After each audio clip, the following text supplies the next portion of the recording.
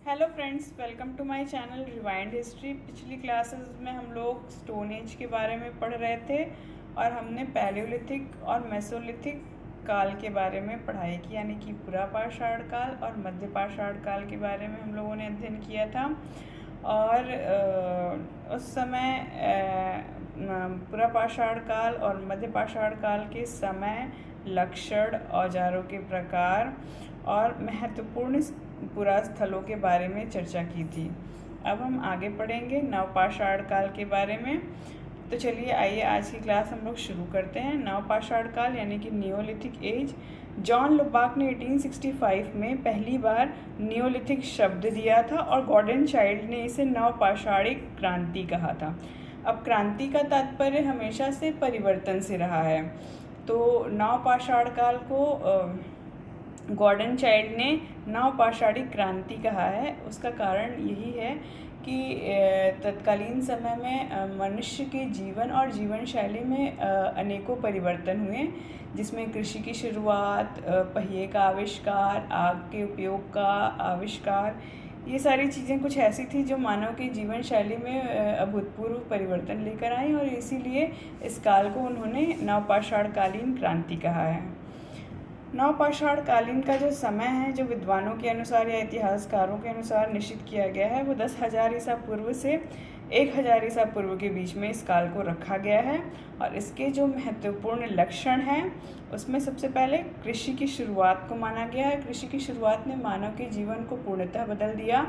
मानव पहले खाद्य संग्राहक था, अब वो खाद्य उत्पादक बन चुका था।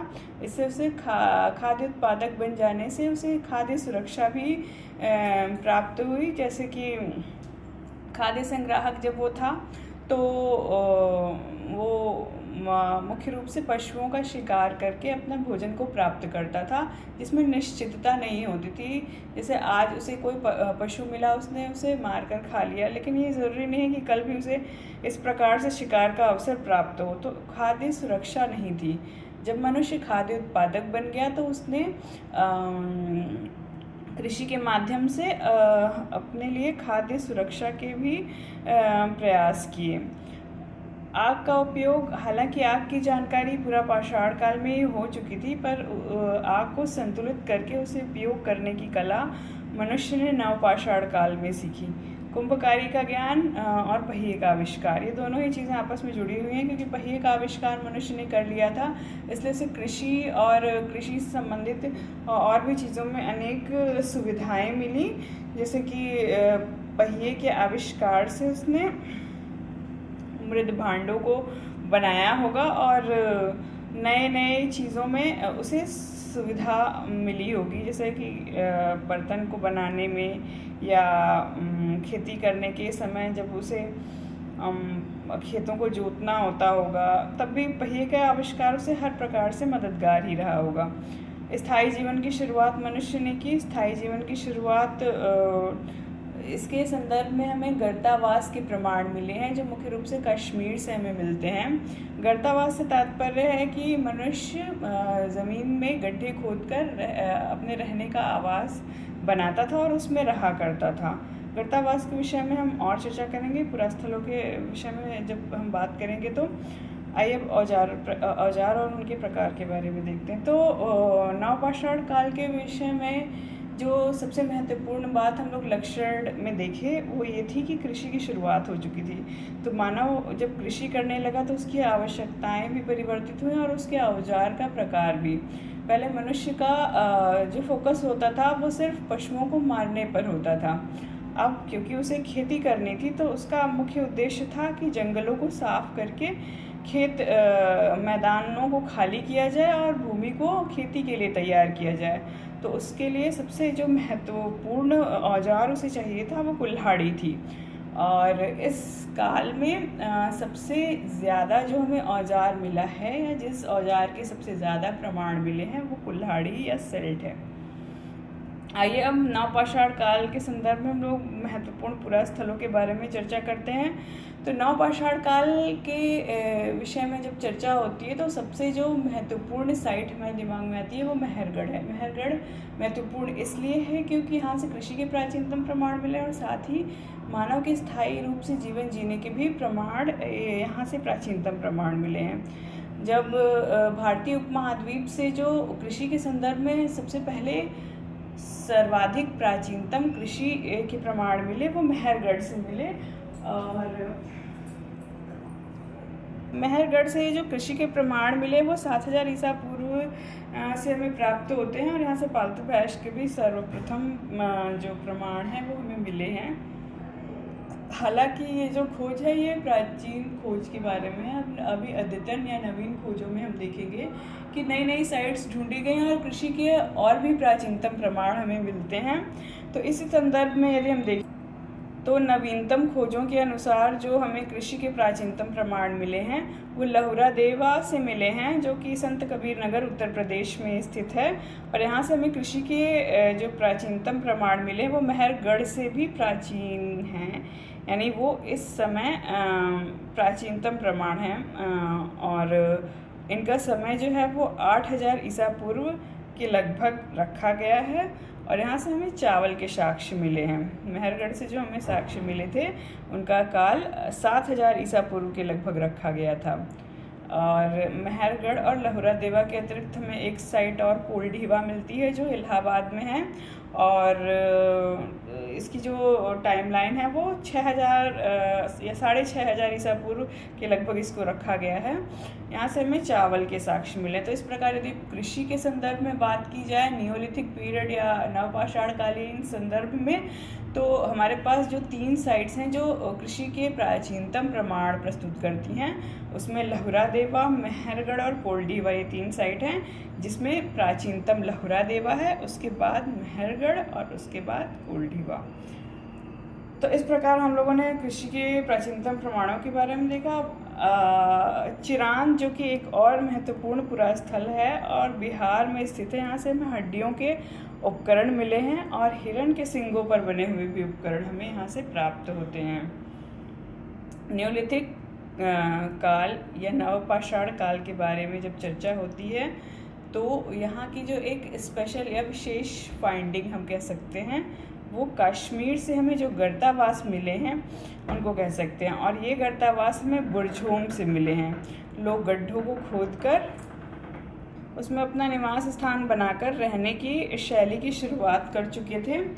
और ये गर्तावास के प्रमाण हमें सिर्फ नियोलिथिक काल से नहीं मिलते, बल्कि अलग अलग कालखंड से अलग अलग पुरा स्थलों से भी प्राप्त होते हैं। जैसे नवपाषाण काल में हमें ये बुरझोम और रंगपुर से मिलते हैं।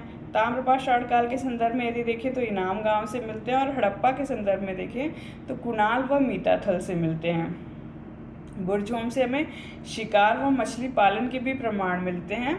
और एक और जो विशेष फाइंडिंग हमें बुरझोम कश्मीर से मिली है वो मालिक के साथ कुत्ते को दफनाने के प्रमाण मिले हैं। यानी जो ग्रेव गुड्स रखे जाते थे इसके प्रमाण हमें नियोलिथिक काल से ही मिल रहे हैं। बाद में हम देखेंगे कि सती प्रथा और ग्रेव गुड्स हड़प्पा के संदर्भ में भी बहुत सारे ग्रेव गुड्स दिखाई देते हैं। उसमें मृदभांड अनेक प्रकार की चीज़ें दिखाई देती हैं, पर मालिक के साथ उसके पालतू जानवर को दफनाने का जो यूनिक साक्ष्य है वो हमें बुरझोम से मिलता है, जो कि नियोलिथिक साइट के संदर्भ में है। कश्मीर से हमें एक अन्य और भी इम्पोर्टेंट साइट मिली है जिसका नाम गुफकराल है।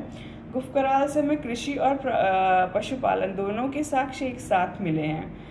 तो ये अपने आप में ये भी यूनिक है क्योंकि कृषि और पशुपालन दोनों के साक्ष्य साथ में हमें इस साइट से मिले हैं। जनरली जहाँ कृषि के प्रमाण मिलते हैं वहाँ पशुपालन के साक्ष्य कम ही देखे जाते हैं, या पशुपालन के साक्ष्य जहाँ देखे जाते हैं वहाँ कृषि के प्रमाण थोड़े से कम हमें मिले हैं। लेकिन गुफकराल के संदर्भ में ये दोनों ही साक्ष्य में प्राप्त होते हैं। तो इस प्रकार से हम लोगों ने आज नवपाषाण काल के प्रमुख लक्षण और कुछ साइट्स के बारे में देखा। अब स्टोन एज यानी कि पाषाण काल हमारा यहीं पर समाप्त होता है और अगर समराइज़ करें तो हम देखेंगे कि पूरा पाषाण काल जब हिमयुग चल रहा था और मौसम ठंडा था, मनुष्य को शिकार करने के लिए बड़े पत्थरों का उपयोग करना पड़ता था, जो मुख्य रूप से कोर टूल्स होते थे। टूल्स भारी होते थे और सिर्फ उसके पास खाद्य संग्रहण ही एक तरीका था जिसके द्वारा वो अपना पालन कर सकता था। उसके बाद धीरे धीरे हम देखते हैं कि पूरा पाषाण काल, जो कि पाषाण काल का सबसे लंबा काल था, इस काल में उच्च पूरा पाषाण काल तक आते आते मनुष्य के जो औजार थे कुछ परिष्कृत हो जाते हैं और होमो सैपियंस जो है वो पहली बार उच्च पूरा पाषाण काल में ही दिखाई देता है। तो उसके बाद मध्य पाषाण काल में हम लोगों ने देखा कि धीरे धीरे जो आइस एज था वो अब ख़त्म, यानी हिमयुग अब ख़त्म हो चुका था, मौसम अब थोड़ा गर्म हो चुका था, जिसके परिणाम स्वरूप वर्षा और नदियाँ दिखाई देते हैं, घास के मैदान बने, छोटे जानवर आए और साथ ही मनुष्य ने पशुपालन की कला भी सीख ली।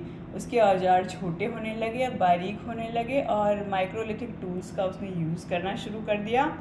फिर धीरे धीरे आगे बढ़ के नियोलिथिक एज में हम देखते हैं कि वो खाद्य संग्राहक से अब खाद्य उत्पादक बन चुका था। उसने कृषि करना सीख लिया था, आग का उपयोग सीख लिया था, पहिए का आविष्कार कर लिया था और मृत भांडों का वो निर्माण करने लगा था। इस प्रकार उसने अपने जीवन को स्थायी बना लिया था, खाद्य सुरक्षा उसने प्राप्त कर ली थी।